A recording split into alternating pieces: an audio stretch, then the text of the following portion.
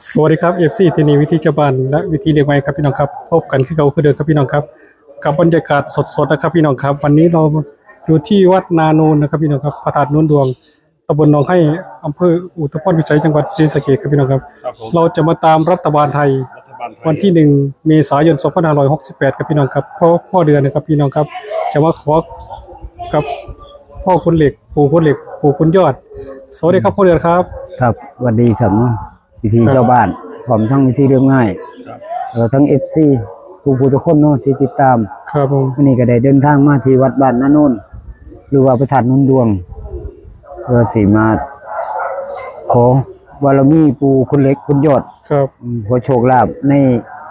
งวดวันที่หนึ่งเป็นของรัฐบาลไทยครับหลังจากเป็นให้โชว์เข้า3 ตัวตรงๆเนาะหลังจากได้หกโชคสองหก626เราพัฒนาไปเราพัฒนาแต่ไปวันนี้เราจะมาขอก็เลยรัฐบาลไทยขอรัฐบาลไทยในงวดวันที่1 เมษายนครับ2568นี่ก็เพื่อสิขอโชคลาภจากปู่คุณเล็กปู่คุณยอดเทพยนต์เนาะครับผมขอบารมีเฮาก็ไปขอพรนำกันไปครับพี่น้องครับตามมาครับขอโชคลาภเนาะ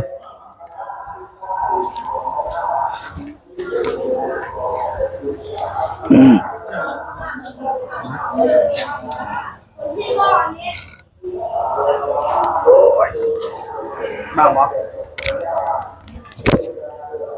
ขุนเล็กขอบคุณเหล็กคุณเล็กคุณยอด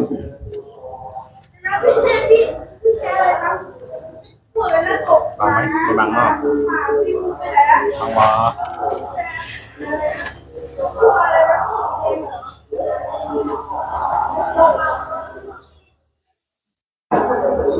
วัด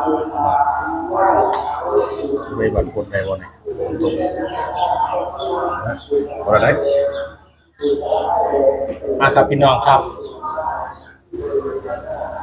ครับพอเดือนกำลังจะจุดธูปบอกกล่าวปู่คุณยอดปู่คุณเล็กนะครับพี่น้องครับเพื่อจะขอจุดธูปเสียงทายนะครับพี่น้องครับ3 ตัวตรงๆนัดที่1 เมษายนรัฐบาลไทยครับพี่น้องครับ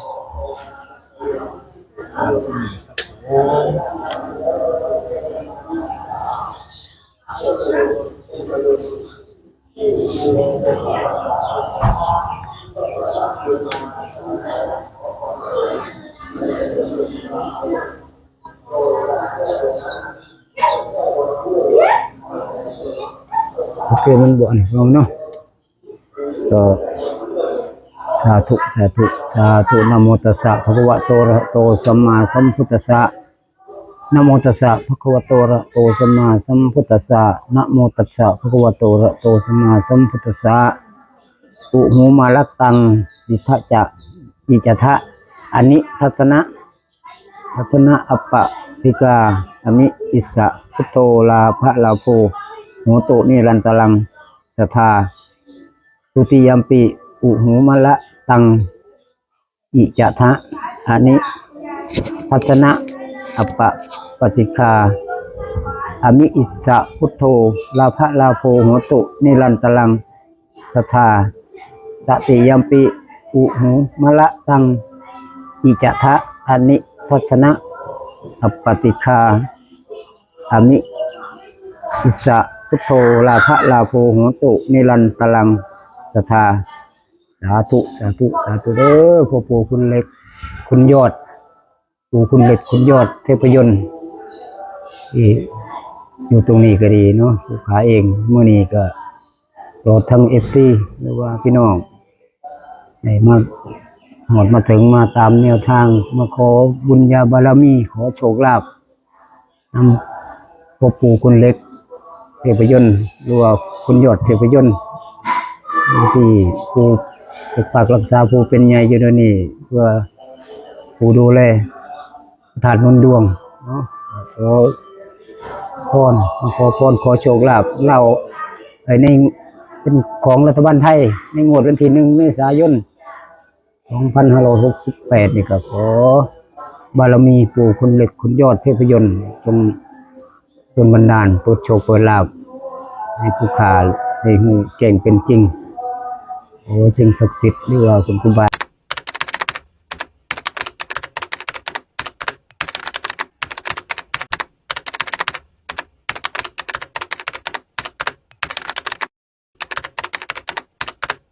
เท ก่งเป็นจริงเด้อผู้ขาสมาขอเพิ่งบารมีผู้หูผู้เห็นอยู่ตรงนี้เนาะก็มีแต่สิ่งผู้ขาเองก็บ่ได้มาขอหยังมากมายมาขอโชคขอลาภขอเพิ่งบารมีผู้หูเห็นเป็นจริงผู้ขาก็ขอเสียงถูกไปถูกมงคลเล่มนี้เนาะถ้าว่าปู่คุณเล็กหรือว่าปู่คุณยอดเทพยนต์ได้ก็ดลบันดาลประทานพรโชคลาภให้ก็ขอทำโตวตรงๆหรือว่า2โตวเด้อสาธุไปการขอเสียงโชคเสียงดวง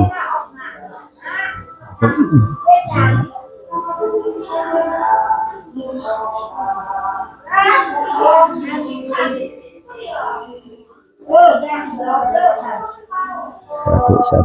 ธุเด้อปู่คุณเล็กคุณยอดเทพยนต์ตามขอลาภ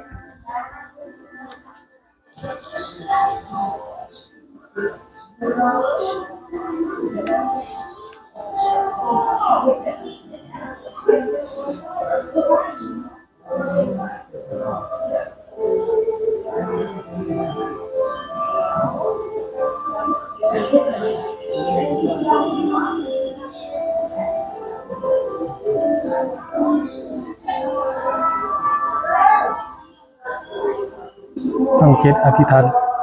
ขอพรขอโชคไปในกันครับพี่น้อง FC ครับ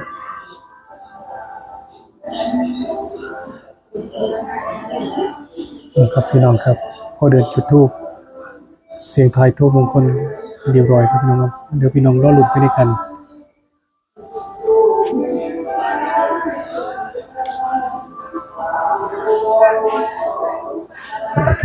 สาธุเด้อปู่พอปู่คุณเล็กเทพยนต์คุณยอดเทพยนต์นี่ก็เป็นมือเป็นเลิกดีแล้วก็เป็นมือดีเนาะได้มีโอกาสมาวัดบรรณโนนเพื่อจะมาขอเพิ่งบารมีปู่คุณเล็กปู่คุณยอดเทพยนต์ที่เป็นไงเป็นโตอยู่ในสถานที่ตรงนี้ข้าเองก็ได้เดินทางมาหอดมาถึงเพื่อจะมาขอบารมีขอโชคลาภขอเล่าอีกขอเลขเนาะโชคลาภรัฐบาลไทยนี่งวดวันที่1 เมษายน 2568นี่ขอบารมีปู่คุณเล็กปู่คุณยอดเทพยนต์เปิดโชคเปิดลาภเปิดการงานการเงินหรือว่าเปิดดวงสุขาได้หูเจมจริงได้รับโชครับใจนี่เด้อขอบารมีสาธุเจ้าที่เจ้าทางจังหวัดเจ้าว่ากันดีสาธุโอ้โหขอเห็นน้ำถูกบางคนเหล่านี้เด้อไอ้ตัวใด3ตัวตรงครับพอพูดคุยกับโอเดือนเลยสาธุมาวันนี้ดีใจอยู่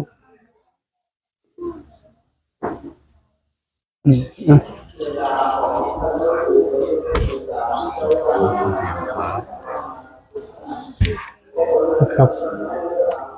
ยังไงครับโอเดือนหลังจากจุดธูปจุดเทียนหลังจากไปมาหาปูเราอีกครั้งหนึ่งได้ฝันในยังในบ่เฮ็ดจังได๋แน่ขอให้FCฟังหน่อยครับยังบ่ทันได้ฝันที่มื้อคืนบ่ได้ฝัน คือนอนดึกเนาะ คืนนอนดึกนำแต่มื้อนี้พอเดือนมาขอรัฐบาลไทยขอรัฐบาลไทยในวันที่1 เมษายนนี่คือพี่น้องสิไปทำเล่าข่าวของกันได้เนาะไปเล่ากันได้บ่พี่น้องมักไปต่างประเทศก็ลองเบิ่งก็ได้ไปคนก็ได้เนาะไปก่อนก็ได้มื้อนึงแม่นว่ามื้อที่2ก็เป็นรัฐบาลไทยออกก็แล้วแต่มักเนาะเพราะว่าอยู่ดีนี่เฮามาขอกับปู่คุณเล็กปู่คุณยอดนี่เคย626เขาตรงๆ626แต่ว่าเคยได้มาแล้วเนาะแต่3โตมาแล้วแต่หลังจากหันวันที่ของวันศุกร์เนาะพอเดือนมาขอได้214บ่214ก็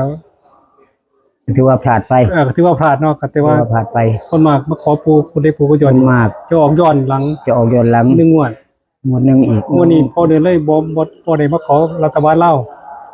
บ่ได้ขอลาวขอรัฐบาลไทยรัฐบาลไทยในวันที่1 เมษายน 2568นี่ก็ขอให้พี่น้องไปพิจารณา214เนาะของเราพัฒนาเป็นวันจันทร์ที่31นี่ครับผมพอปฏิย้อนหลังสำนักย้อนหลัง1งวดนึงครับแม่นหลายจังหวะพี่น้องแต่มื้อนี้เฮาก็ได้มีโอกาสเดินทางมาอีกครั้งนึงมาขอ รัฐบาลไทย รัฐบาลไทยในงวดที่1เมษายนนี่ ครับผม ว่าปูกับกรมสิให้คือเก่าล่ะ ให้สาวตัวตรงๆให้ได้ สา เนาะ มตัวของรัฐบาลไทยนี่วันที่1นี่ ครับผม นี่ก็โอ้ยปังๆยิ่งๆคือเก่าเลยล่ะ ครับหรือว่าพอพี่น้อง FC อยากจะไปตำเล่าคำพงก่อน ถ้ามักเล่าก็ ไปได้เนาะ ลงไปเล่าเบิ่งก่อนก็ได้เนาะ ครับผม พอมีทุนซื้อรัฐบาลไทยในวันที่1นี่ อ้าว ไปเล่าได้ เป็นทุนเนาะ มีทุนนะเพราะได้มีทุนซื้อรัฐบาลไทย เดี๋ยวเขาไปลุ้นตัวเลข ไปเล่น ค ตั รั ว บพี่น้อง เล็กนํกันมาเบิ่งโอ้ ครับพี่น้องครับตัวเลขน่าจะเป็นเลข1เนาะพอเดือนเนาะ 1มาละเป็นเลข1ละตัวเลข คนเดิมชอบเลขไหนบ้างครับนี่ เลขรัฐบาลไทยนี่นะครับ รัฐบาลไทยนี่ผมกันตามปกติก็ว่าอีหยัง9 เก้า 3 5แล้วแต่ว่ามันสิมีบ่เท่านั้นล่ะสิมาบ่แต่ในใจมักนะเราสามารถ 1อะไร10หรือเปล่าดิ ไม่รู้ครับ18หรือเปล่า8มาอีกแล้วหรือเปล่า เก่านะมันเก่าบ่มันแปด มันม่วนเนาะ ว่ามันม่วนๆหน่อยแม่น นะครับพี่น้องครับลุ้นตัวที่2ไปในกันเด้อพี่น้องเด้อในที่นี่วิธีชาวบ้านก็ส่งกำลังใจให้ประสบภัย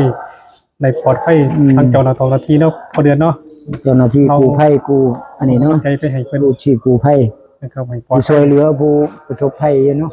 กำลังใจ ครับ กู้มัน ถึงพี่เขาอยู่ร่วมไปเขาเกิดข้อมองใหญ่เนาะ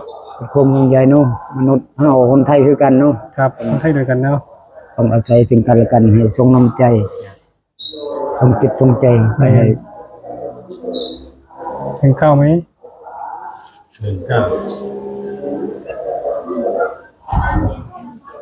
ครับพี่น้องครับรอลุ้นตัวที่2ไปในกันเด้อพี่น้องเด้อหรือพี่น้องที่พิจารณาไปตามเล่าก่อนก็ได้เนาะพอเดือนเนาะ ให้ วันที่ ตำราคนใดวันจันทร์นี่เนาะ วันที่ จันทร์ที่ 31 เราจะได้มีทุนต่อรัฐบาลไทยเฮา 31ก็ได้มีทุน 1เมษายน ตาม เนาะ รัฐบาลไทยอีกแม่นมาก็ตามรัฐบาลลาวก่อนก็ได้ โอ้ที่ทำงานงามซะเหลือเกินงามแห่งวิธีเดียวไงบอกว่ามากแห่งครับเลขนี้ชอบมากๆเลย ชอบมากๆเลย มัก มากแห่งว่าซั่น รัฐบาลไทย รัฐบาลไทย เป็นของรัฐบาลไทยเด้อนี่เฮาก็เพิ่งเฮ็ดคลิปนี่แหละเพิ่งครั้งแรกนี่เนาะ มาขอรัฐบาลไทยครั้งแรก พ่อปู่คุณเล็กคุณยอด ครับ ที่มีชื่อมีเสียงนี่แหละโด่งดังอยู่ใน ประวัติ บริเวณ สยมากเลย ไม่มีตัวเด็กสวยงามให้กับพี่น้องครับบ่มีให้เฮา โอ้ชัดเจนเลยเนาะ เต็มเต็ม ลบทิ้งเนี่ยไม่ลบทิ้ง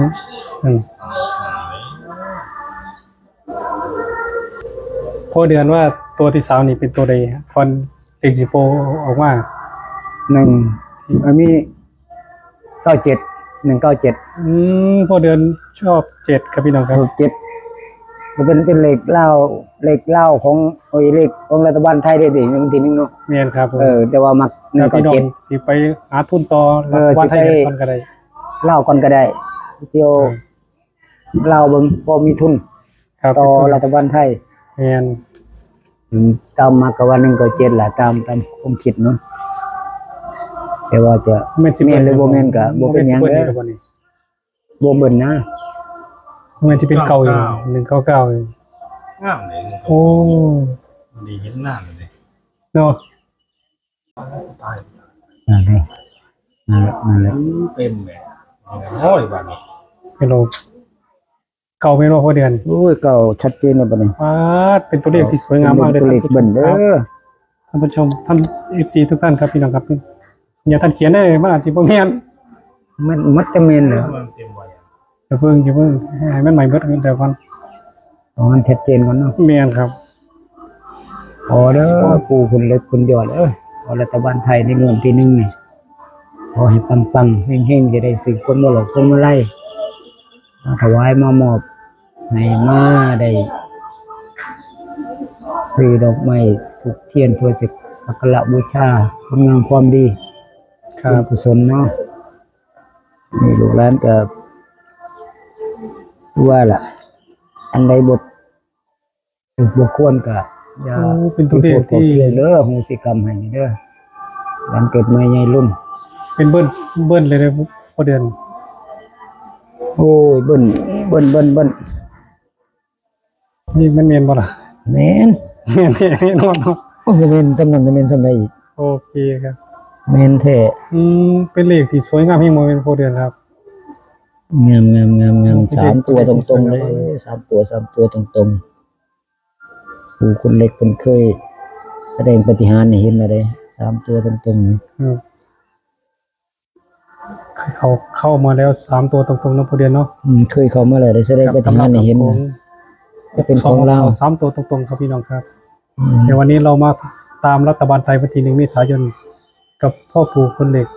พ่อปู่ คุณยอด คุณยอดครับพี่น้องครับ199ครับพี่น้องครับ199เป็นตัวเลขเบิ้ลนะครับพี่น้องครับแล้วก็จะเป็นตัวเลขไม่กี่บ่หลายตัวเนาะ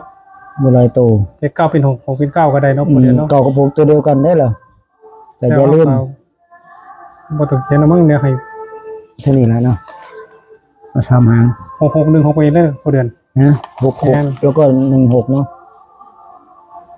ครับพี่น้อง นี่ ครับ ได้แล้ว เดี๋ยวรอให้พอเดือนสรุปให้ฟังอีกครั้งหนึ่งรอแป๊บนึงครับพี่น้องครับครับพี่น้องครับหลังจากพอเดือนจุดธูปบางคนขอปู่คุณยอดปู่คุณเล็กเป็นที่เรียบร้อยนะครับพี่น้องครับเดี๋ยวให้พอเดือนมาสรุปให้กับ FC ได้รับทราบอีกครั้งหนึงเช่นครับพอเดือนครับ ครับเนาะก็มื้อนี้ก็ได้เดินทางมาวันบ้านนาโนนคือเก่านะมาดัวประธานนุ่นดวงแต่มาขอพรขอโชคลาภจากพ่อปู่คุณเหล็กเทพยนต์คุณยอดเทพยนต์ ครับผม ผู้ที่ว่าเป็นใหญ่เป็นโตหรือว่าผู้ดูแลคุ้มครองสถานที่ตรงนี้เนาะก็เพื่อสิมาขอรัฐบาลไทยในงวดวันที่1 ครับ เมษายน 2568 นี่คือทั้งปู่คุณเล็กคุณยอดก็คือ หรือพี่น้องสิไป มีสิลองไป ตาม เที่ย เรา วเล่าวกันก็ได้เนาะ ครับมันที่31 เพื่อมีทุนได้ตามเหล็กรัฐบาลไทยต่อเนาะ ครับผม ก็ขันมักอะลองเมืองก่อนก็ได้เด้อไปเล่าวก่อนก็ได้ ครับ ในวันจันทร์ที่31นี่ครับผมเองก็ได้ตัวเลขก็ขึ้น199เนาะ199ผมก็เลยตัดให้99เป็น1966นี่ก็คือ9กับ6ตัวเดียวกัน บางเทื่อก็9นี่กลับหัวลงเป็น6เนาะเป็น6ก็เลยตัด16ให้นำ ครับผม มันก็คืออยู่ประมาณนี้เลข ครับผม 199เนาะเป็นของปู่คนเล็กปู่คนยอดเทพยนต์ เข้าใจเนาะ อาจจะโยเบิ่ง FC เพิ่นก็คงสิ เลขก็ถือว่าบ่หลายตัวเนาะ มาหลายดอกเพียงแต่ว่ากับหัวขึ้นกับหัวลงเนาะถ้าว่าเป็นไปได้นะถ้าเอาสักกัดจะซื้อกันไว้ซื้อๆดอกนี่เนาะซื้อกันไว้เนี่ย66นี่หรือ16 ใน นี่ ครบจะถามความรู้สึกในพอเดือนที่มาขอรัฐบาลไทยครั้งนี้มีคงซื้อยังไงไหมผิดปกติบ่เฮ้ย เพราะว่ามันก็เป็นครั้งแรกนำแต่บ่เคยขอปู่นี่จักเทื่อใดนี่ ตามในรัฐ รัฐ บา บา ล ล ไท ไท ย ยนี่บ่เคยขอมีมื้อนี้แหละคิดว่าอยากมาขอรัฐบาลไทยนะ มักตัวใดครับห้องของให้ FC เนี่ยนะครับ ในรัฐบาลไทยว่าคันผมมาก็มา ห้องผมเลย ผมกลมเลยเนาะ ครับพี่น้องครับเดี๋ยวให้พอเดือนวงกลมให้ครับพี่น้องครับ นี่ที่โตมา พอเดือนวงกลมให้ครับพี่น้องครับ19นะครับพี่น้องครับ 1991 หลังจากพอเดือนจุดถูกมงคลจุดตัวถึงใต้ของ ใจผม ยอดผู้เด็กได้199ครับพี่น้องครับแล้วตัดออกมาเป็น2ตัว99แล้วก็19นะครับพี่น้องครับเลขหลายตัวนะครับพี่น้องครับเหมาะสำหรับผู้ที่ทุนหน่อยนะครับ สำหรั พี่ บ น้อง ผู้ ครั ที่ บ ทุนน้อยเนาะก็ต้องซื้อใหญ่หลาย ครับผมเดี๋ยวให้ผู้ใต้ให้พอเดือนให้พ่อ14นี่ครับผม ก็ขอสวัสดี ที่นี่วิธีชาวบ้านวิธีเรียบง่ายเนาะทั้งสองช่องก็ได้มาตาม ตลอดทั้ง FC นี่ล่ะผู้ติดตามผมมีก็ได้มาหาปู่คุณเล็กปู่คุณยอดคือเก่าเพื่อจะมาขอโชคลาภรัฐบาลไทยในงวดวันที่1 เมษายน 2568แต่บ่เคยมาขอดอกนี่ครั้งแรกนะที่มาขอกับปู่คุณเล็กเพื่อเพิ่นสิได้เมตตาประทานพรให้แต่ว่าเราพัฒนาเพิ่นก็เคยโดนบันดาลให้เรา3ตัวตรงๆก็ให้มาแล้วเนาะ ไปนี่ได้เห็นแล้วเบ้ เฮ็ดให้เห็นแล้ว ก็เลยว่างวดนี้จะขอรัฐบาลไทยในงวดวันที่1 เมษายน 2568นี่ เมื่อพี่น้องจะไปตามเล่ากันกันได้เนาะ กับท่านพี่น้องมักก็ไปเล่าวกันก็ได้เนาะก่อนได้มีทุนไป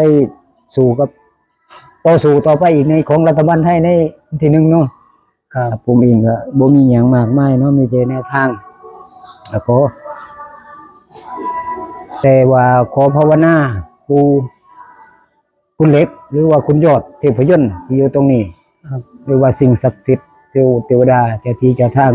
เจ้าวัดเจ้าว่าก็ดีขอดลบันดาลขอนำไปดลบันดาลให้ FC ให้พี่น้อง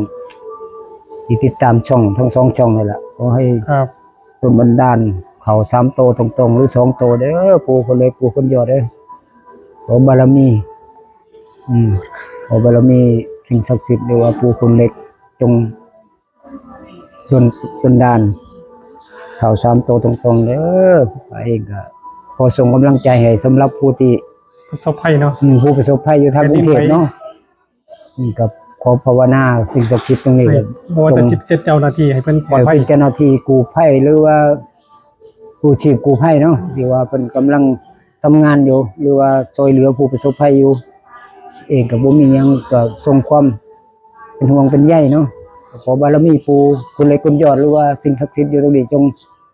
ไปเบิ่งไปเหลียวหรือว่าไปคุ้มครองปกปักรักษาเพิ่นเด้อให้ตลอดปลอดภัยอย่าให้เพิ่นได้รับอุบัติเหตุหรือว่าความเสียหายเกิดขึ้นเนาะ ครับผม ขอภาวนาดลบันดาลไปเบิ่งไปเลี้ยวส่งกำลังใจให้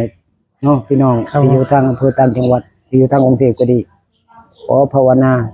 สิ่งศักดิ์สิทธิ์สาธุเด้อไปเบิ่งไป ครับ เลี้ยวไป ที่นี่วิธีชาวบ้านแล้วก็วิธีเรียกไว้ก็ต้องขอบคุณพ่อเดือนนะครับพี่น้องครับมาให้แนวทางในการเชียงโจง1 เมษายน 2568 รัฐบาลไทยนะครับพี่น้องครับและที่ขาดบ่ได้อีหลีครับพี่น้องครับขาดไม่ได้เลยต้องขอบคุณขอบพระคุณ FC ที่มากดไลค์กดแชร์กดติดตามกดกระดิ่งนะครับพี่น้องครับเพื่อแจ้งให้ที่นี่วิธีชาวบ้านแล้ววิธีเรียกไว้ได้มาอยู่ในจุดนี้นะต้องขอบคุณเพิ่นนี่มากๆอีหลีนะครับคลิปนี้ก็ไว้สำหรับทุกคนขอให้ สุขภาพแข็งแรง FC สุขภาพแข็งแรงเฮงๆปังๆไปด้วยกันวันที่1 เมษายน รวยๆเนาะ 2563 3 ตัวรวยๆ แล้วก็รวยๆ สวัสดีครับ ครับสวัสดีครับ